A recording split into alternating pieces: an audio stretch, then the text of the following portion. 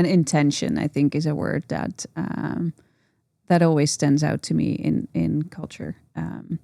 Be intentional about the parts that are really important, and to your point, make your organization unique, and also intentional about the things where new members that join the team can kind of co-author and co-create parts of the culture or how the culture comes to life.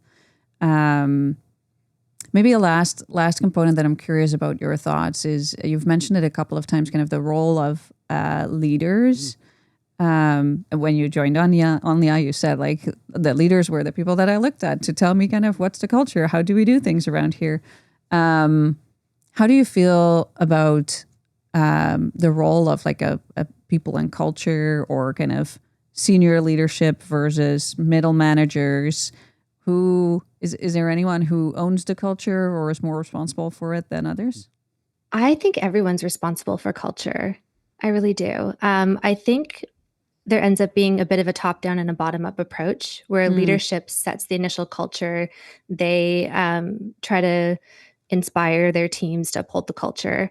But ultimately, you need everybody in the organization at every level building that culture together and buying in to the culture for the whole organization and keeping others accountable to also uphold the culture. And I think that only happens with a more distributed model.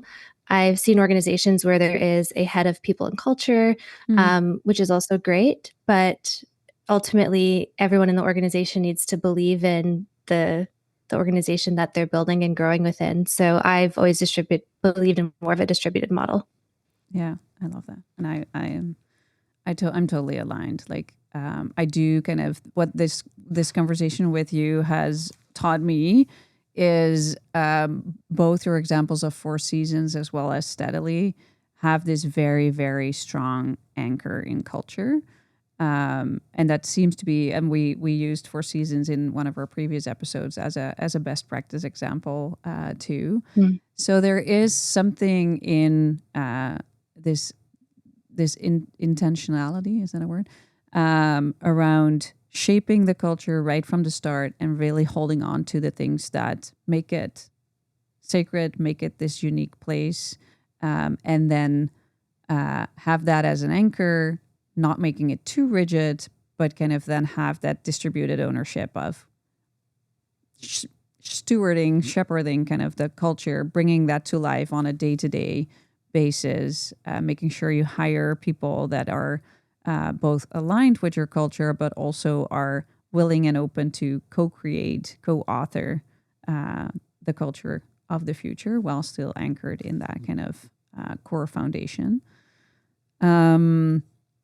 I think that kind of brings us to the end of our episode, but I'm inspired by your perspective on culture and how you've been contributing and co-authoring it at Steadily. And what we always tend to do with our episodes is to put out a challenge for our listeners. And based on this conversation, what I would ask founders or leaders in high growth companies to reflect on for themselves is kind of, in case you don't have this culture deck that that really clearly outlines it for you, is like, think about what is the part in your culture that makes your organization truly unique? What's this sacred thing that you will keep in your organization no matter what, no matter how big you grow? And then I think also reflect on the opposite side. What is the part of your culture that as you grow needs to evolve? And how do you do that in such a way that it stays true to your identity as an organization? So, with that, I would really love to thank you, Lia, for the wisdom you shared today, your experience. As I said, I think it was truly inspiring. Culture tends to grow with you, with your organization, but I think you've demonstrated that there's also value in really kind of holding true to your beliefs, and be intentional about what parts of your culture you keep, you grow, you evolve, and make that a distributed ownership model. Thanks again. And with that, also thanks to our listeners. And if you enjoyed this conversation, feel free to reach out to us. If you have questions for Lia, feel free to kind of share them with us, and we'll make sure that we follow up on them. Follow us on LinkedIn or subscribe to our podcast channels, and we'll see you next time.